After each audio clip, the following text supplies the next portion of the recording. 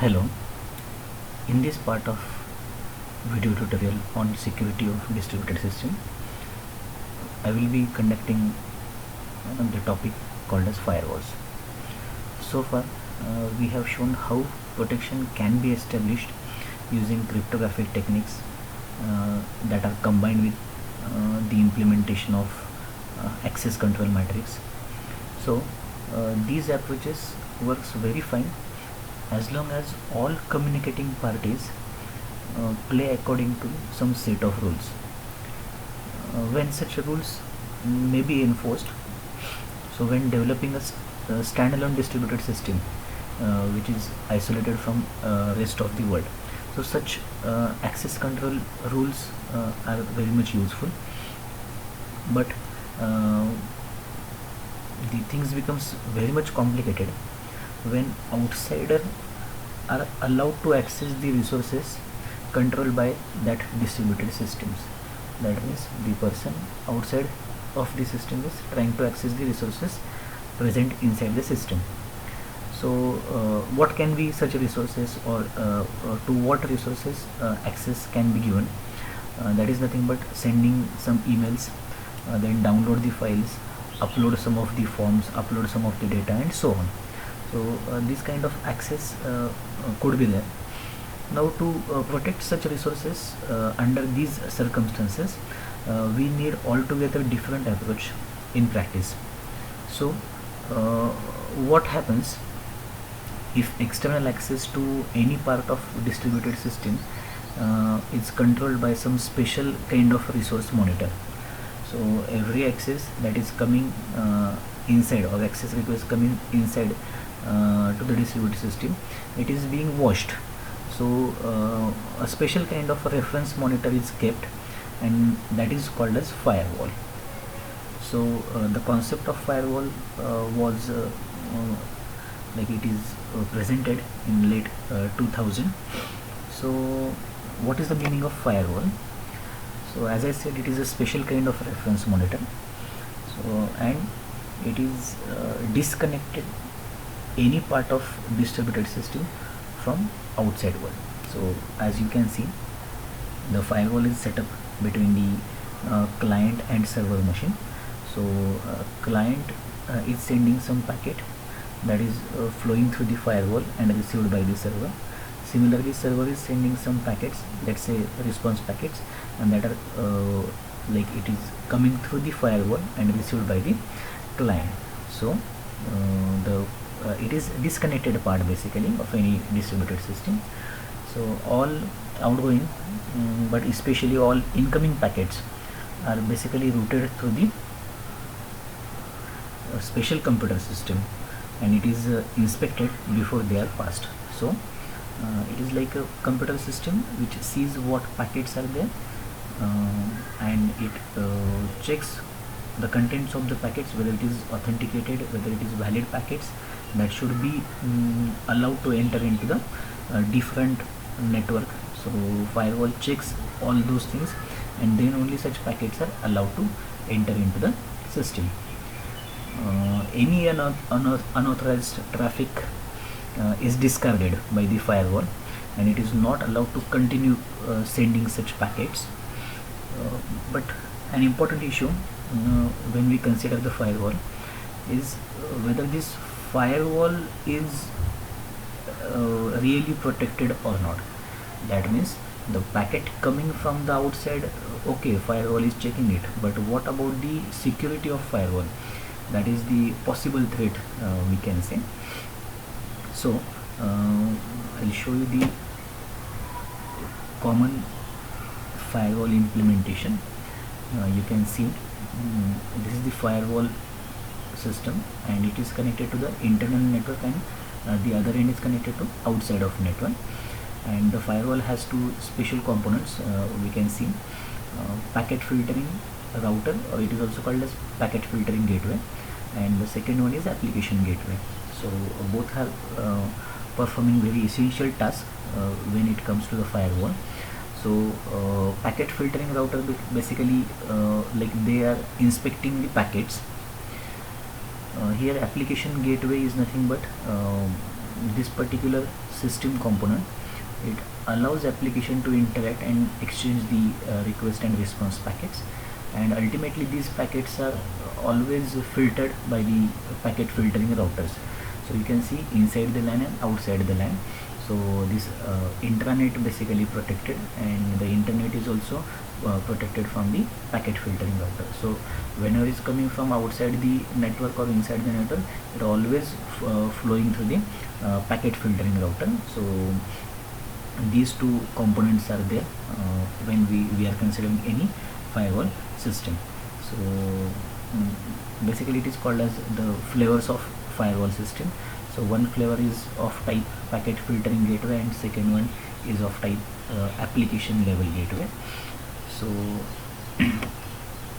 such type of firewall basically operate as a router, and it makes the decision so whether or not to pass the network packets based on source and destination addresses. So just see the packet and what source destination addresses are there. If it is possible to deliver, then only it allows, else it is not allowed. This is what the packet filtering router or packet filtering firewall looks like. So packets are checked, so packet checking or packet header is checked at the network layer of the OSI layer model. So it sees what source and destination addresses are mentioned in the packet, and based on that it routes the packet, or it simply discards the packet. As an example of packet filtering gateway, we can consider any internal web server is there, and we have to protect this web server against the request from hosts that are not on the internal network. So what packet filtering gateway can do, it decides to drop all incoming packets addressed to the web server. So it sits before the web server and see what traffic is routed or coming towards the web server, and based on certain criteria it allows packets or it simply discards the packet. Second example of packet filtering gateway can be, consider a company network consists multiple LANs are connected to each other. So there are, let's say, n number of LANs are there, and each LAN is connected to each other. So the entire network is formed. So can be formed based on considering the different LANs, and it is protected by means of packet filtering gateway. And this packet filtering gateway is configured in such a way that it passes incoming traffic only if it is originated from a host on one of the other LAN. That means if that host is identified as it is the part of one of the LAN present in the router address table, so then and then only whatever packet requests are coming are allowed to enter. So such type of setup is also known as virtual private network, VPN we can call it as in. So this is the example of packet filtering gateway. Now the second type we saw is nothing but the application gateway. So application gateway, as you can see, the application gateway sees what packets are coming at the application layer. So in contrast to the packet filtering gateway, where it was actually inspecting the headers of network packet, so the application gateway inspects the content of an incoming or outgoing message. What kind of data is traveling through the packets, it is actually checked by application gateway. So how we can imagine like application level gateway within the system. So one example is there is about the email gateway. So email gateway decides what incoming and outgoing mails are there. So certain criteria can be mentioned, like if size is there, so of typical size email are allowed, and more than that size threshold emails are simply discarded. Also we can set up the email gateway to filter the spam emails, so internal systems can be protected from the further damage. Then we can imagine digital library server where all the documents are listed there. So you are as an outsider, you are simply allowed to see the abstract of these documents. But when you want the entire text or full text, you can request the full text by spending some amount. So there is a need of setting up the payment gateway as well. So when user wants to purchase the full text document, so simply this payment gateway protocol gets started. So this payment gateway basically starts through the proxy gateway or the proxy server, and automatically this happens. And the so that such type of firewalls, like application level gateway, it typically works as a front end for the specific application like this, showing the different abstract of documents, and the actual process of payment is done through the proxy gateway, it is payment gateway. Now next part that we are going to see is about the denial of services. In short form, it is nothing but the DOS. So access control, what we have already seen, it is generally about carefully ensuring that resources are accessed only by the authorized processes. So when resources are in a shared state, a typical annoying type of attack it is there, which is related to the access of those resources, and the attack contains the program or code which prevent the user from accessing the resources. So it is called as denial of service. So particular service is not making it functional is called as denial of service. So there are various solutions available against these DOS type of attacks, but when this DOS attack, it is made up with distributed type of systems, so it will become very much difficult to handle such type of attack. And this is the improved version of DOS attack called as a distributed denial of service attack, that is DDoS attack. So there are very few approaches available to handle this DDoS attack. So what DDoS attack actually does, with this huge collection of processes jointly attempt to bring down a network service. So a distributed service can be like it is shut down, abnormal shutdown we can say. It is made possible with the help of DDoS attack. So in such cases, the attackers actually hijack the large group of machines that are present or that are actually consuming the service, which unknowingly participate in the attack. So the many services can become the malfunction and they start doing the attack. That means a service provided to, let's say, 100 customers. For that we require some 10 other machines. So all these 10 machines becomes non-functional and ultimately service goes down. So the DDoS attack, it is implemented by means of two ways. So one is called as bandwidth depletion and second one is called as resource depletion. So we will see one by one. In the bandwidth depletion, it is simply accomplished by sending many messages to a single machine. So just flood that machine with the messages. Now the effect is that normal messages will hardly be able to reach the receiver. That means because of having many messages, suppose some important message is traveling through the network, it may get received with some delay basically. So simply flood your network or flood the path of network, your communication channel, with lot of unnecessary messages. So the resource depletion attack is nothing but where attacker basically concentrate on letting the receiver use up all the resources on otherwise useless messages. That means make the user or the client machine exhaust all its resources for the useless messages. So there is a well-known resource depletion attack. It is also called as TCP sink flooding.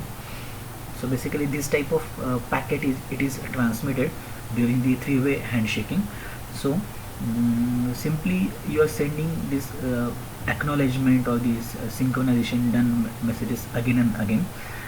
So because of that, network gets flooded, the communication channels gets flooded, and ultimately the client machine or the user's machine gets exhausted all its available resources and not able to further go actually in the communication phase where it can exchange the data with the server. So what possible solutions we can see for the DDoS attack? The one is called as to have machines continuously monitor their state by checking files for the pollution. So continuous monitoring of your files, whether they are corrupted or not, that we have to see. And better than this, the second solution that will focus on monitoring the network traffic. So you just see what kind of packets are coming in and going out. So the what we can say, the router basically of any organization network has to play very important role, and there should be some criteria which packets to allowed to be entered into the system and which packet should be dropped. So these types of attacks are there, and some of the solutions provided for the DOS. So after this we will be seeing what secure mobile code is, and the different models based on secure mobile code. So if you remember, in a firewall topic we discussed the example about accessing the digital library data, where web proxy server was the gateway used where you want to perform some payment operations. So many web pages contain scripts or applets which are need to be executed in the user's browser. So to prevent such codes or the scripts, applets to get downloaded to the inside LAN, this all web traffic it could be directed through the web proxy gateway. So instead of getting such code or such data, outside data, into the actual system, we could set up a web proxy gateway. Now this gateway can accept all regular HTTP requests that can be either from inside or outside the firewall. In other words, we can say that it appears to its users as a normal web server, and this web server filters all incoming and outgoing traffic. That is your web proxy server, and during the filtration of incoming and outgoing traffic, it can either discard certain requests that are not meeting the criteria or the certain pages, or it may modify the pages if required, which contains the executable code. So this is just because the today's distributed system contains many operations in one request. That is why such things are required. And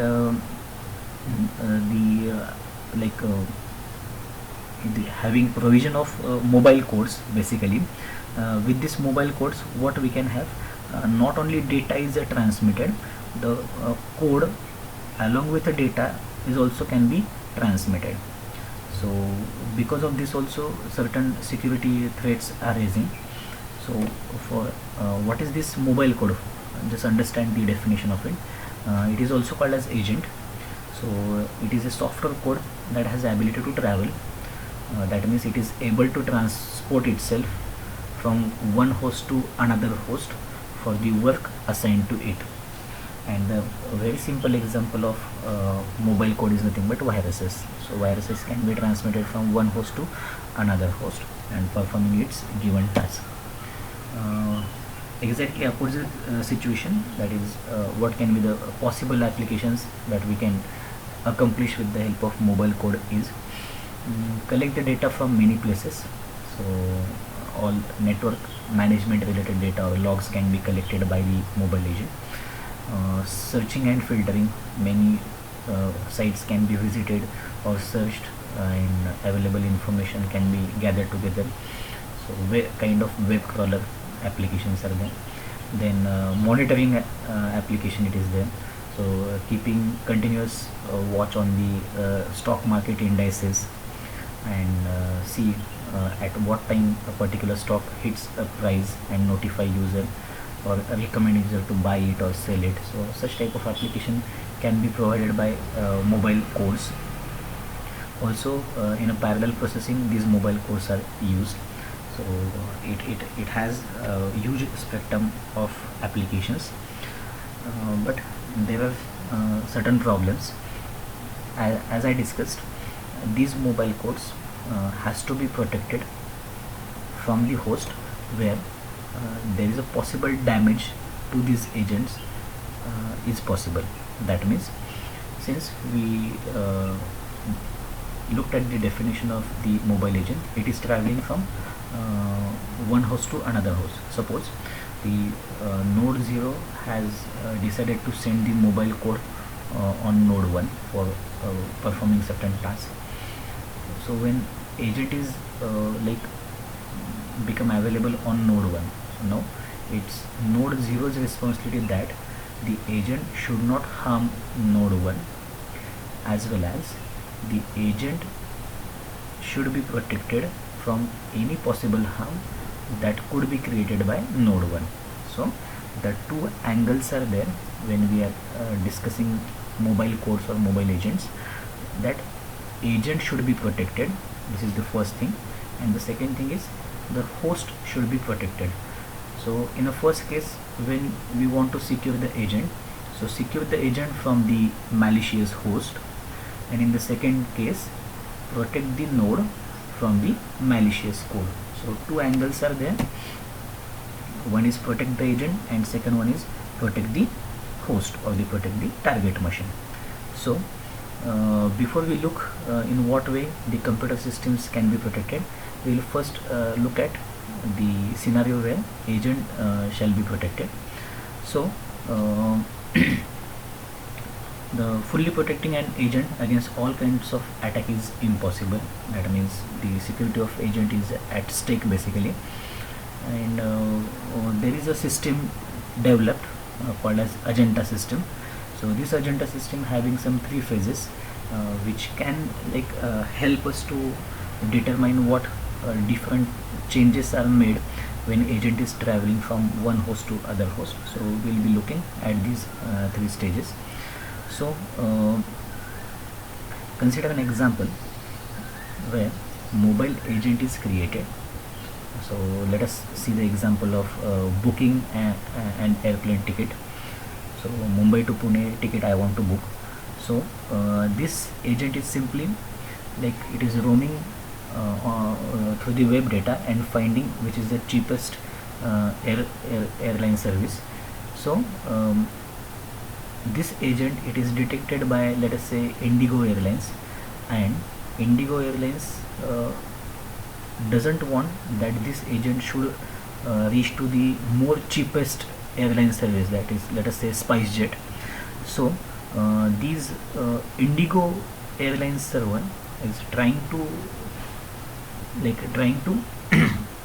it is restricting basically this agent to visit the SpiceJet web server.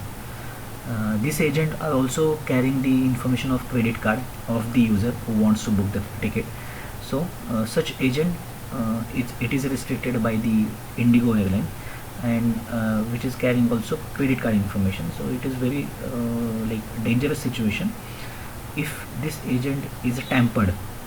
So the first information, that is, it is looking for the cheapest airline, and second information it is carrying is nothing but the credit card information. So both are very valuable things.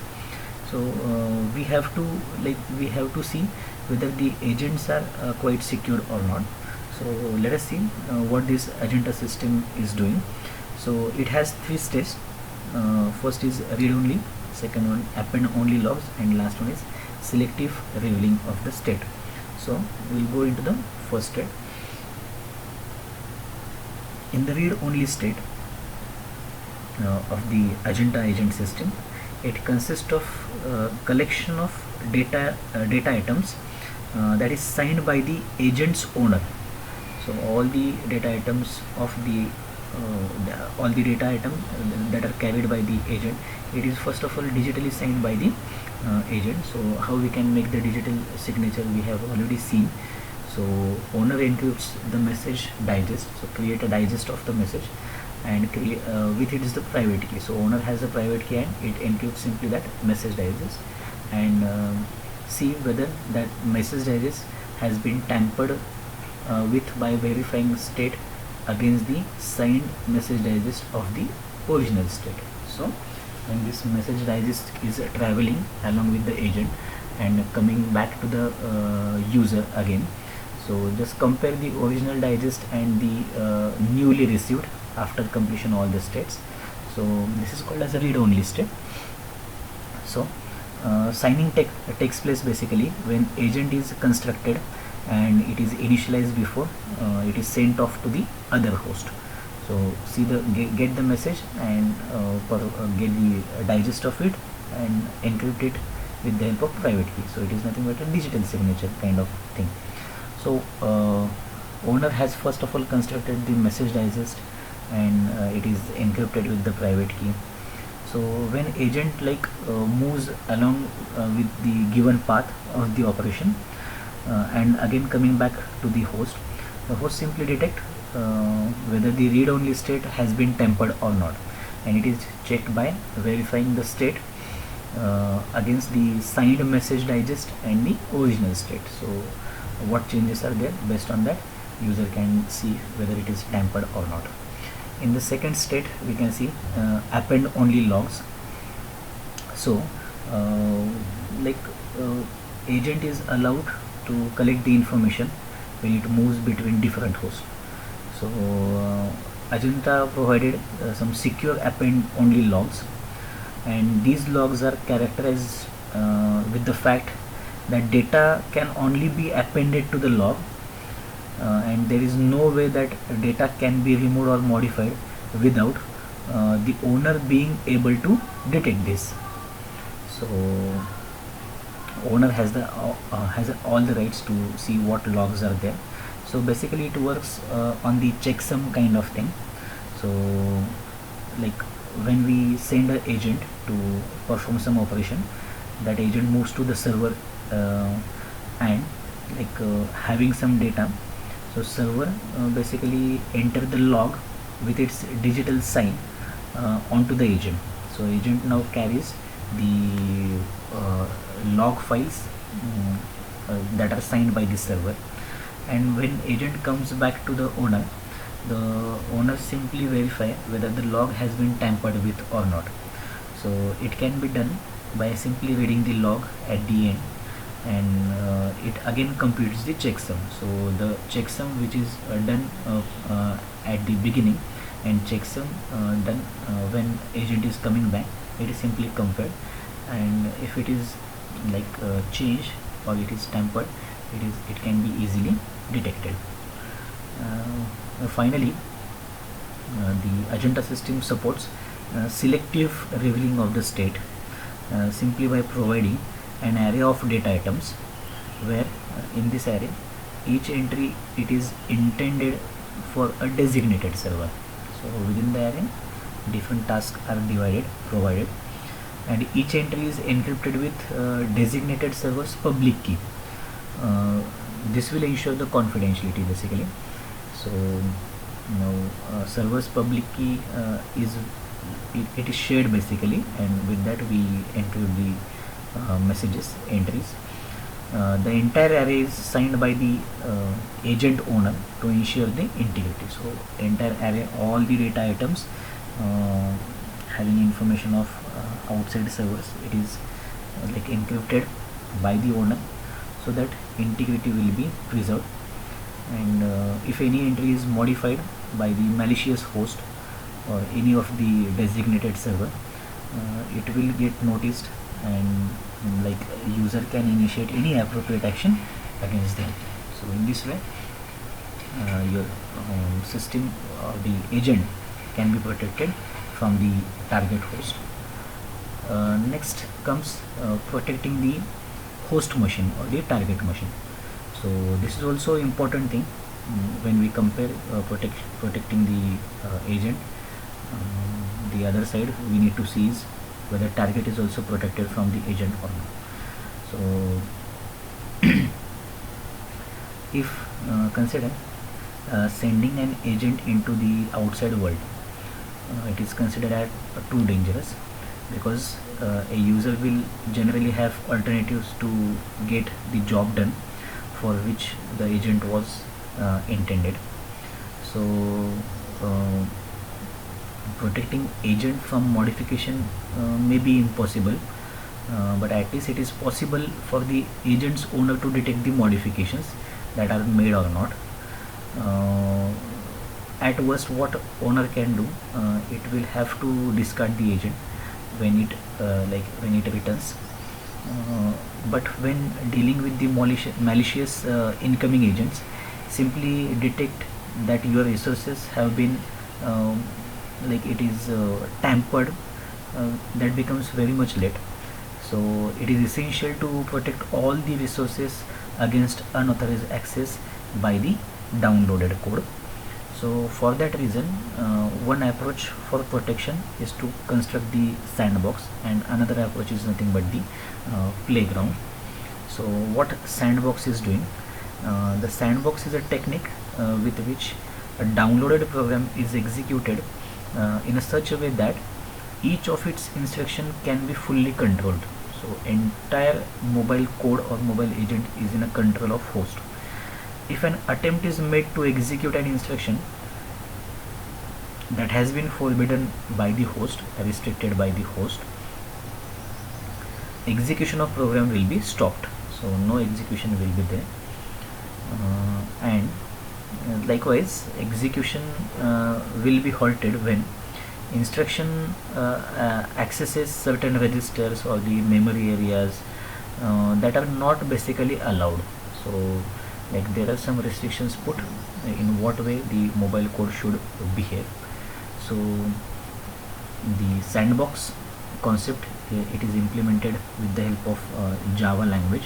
So it is called as Java sandbox model.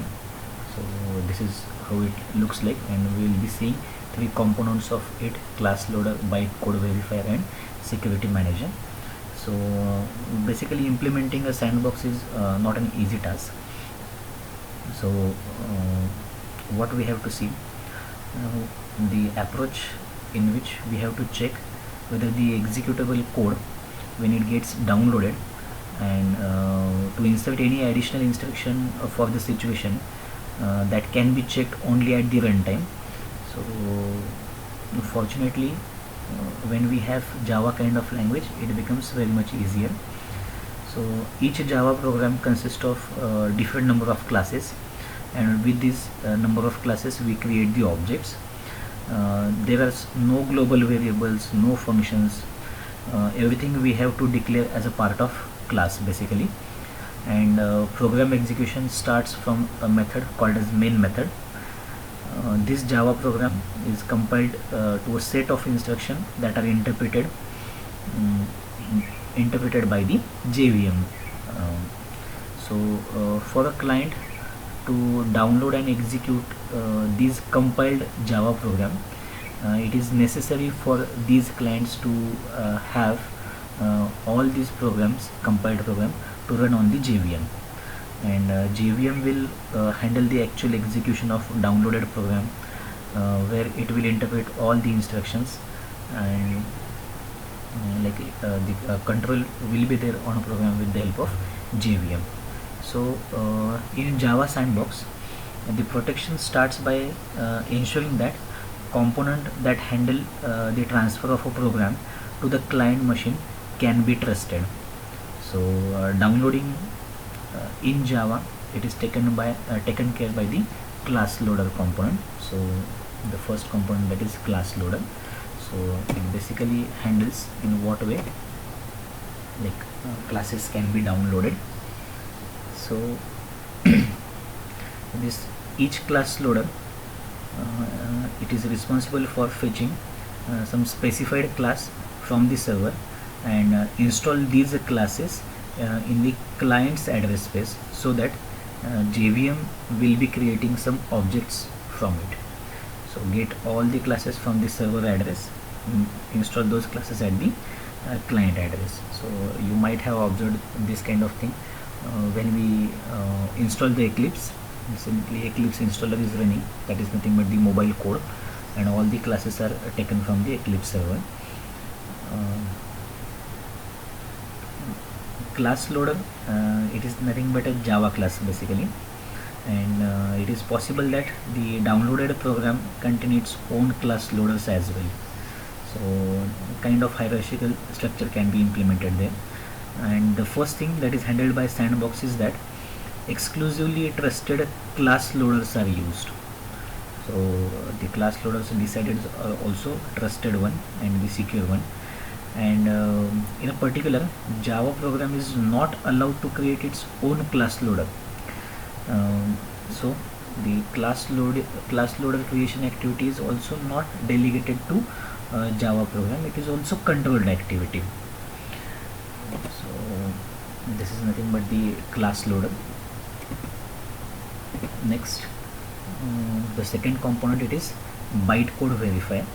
So what this bytecode verifier is doing, it performs some checking operation. It checks whether downloaded class obeys the security rules of the of the Sandbox or not. So this bytecode verifier, basically it what it does, so it checks that class is not containing any illegal instruction or the instruction that may damage or that could damage the stack part of the memory part of the given system. So the bytecode verifier is not actually verifying all the classes or not checking all the classes. It simply checks the classes that are downloaded from the external server on the client side. So this is the external side and this is client side. So when classes are downloaded, the class verifier is there. So bytecode verifier is there. It checks all these external classes, and the classes that are located on the client machine are generally trusted one, and their integrity is also verified. So like these are the local classes which are generated. This is the Java program. When Java program needs some class, it requests the interpreter, so it requests the JVM, and JVM sees that request can be fulfilled through the local classes or remote classes, and it instructs the class loader, local class loader, and class loader for the remote classes, and gets those classes. If classes are local, then it is not checked because it is trusted one, but when it is external, it has to be checked through the bytecode verifier. So at last, when a class has been securely downloaded and verified, the JVM can instantiate object from these classes. So object is created out of the program, and these classes basically these objects are prevented from the unauthorized access of the client resources. So the third component, that is nothing but the security manager, it is present there, and it disallows such like illegal activities or unauthorized access. It basically enforces a strict policy. It also it is not allowing any changes to the JVM as well. Also it enforces some restriction on IO operations as well. So unless these are not valid operations, they are not permitted. So in this way, your Java Sandbox model works, which has the three main components. First one is a class loader, then the bytecode verifier, and the entire client side, it is protected by the security manager. The alternate approach that goes in line with the sandboxing, it is nothing but the playground. So the next approach that can be there for having secure mobile code is nothing but the playground. So what actually this playground is, so it provides somewhat more flexibility than the sandbox approach. So in a playground we have a separate designated machine which is exclusively reserved for running the mobile codes. So a machine will be there to execute the mobile codes. So the resources that are local to the playground, and it could be files or network connection to the external servers. These local resources of the playground are available to the program that are executing in the playground, and based on certain condition. So you can observe the difference between the sandbox and playground. Here playground machine is there and local network is there. So we have network connection with the client side, and some of the resources are local to it. So such as files or anything, it is local to it. Now these local resources to the playground are disconnected from the playground and cannot be accessed by the downloaded code. So users on the other machines can access the playground in a like a traditional way. That means what? Since there is a disconnection between the machines, so it can be accessed with the help of RPCs. So just send a request and get the response. In this way basically playground works, and we have already seen what sandbox is there. And with the sandbox we have actually installation of code on the local machine. Here no such thing is happening. Separate machines are there, and the exchange of code or exchange of files, exchange of data, it is happened with the help of RPC. So that's all for this session. This is nothing but the two approaches, that is Java Sandbox and Playground, where host machine can be protected from the mobile agents. Thank you so much.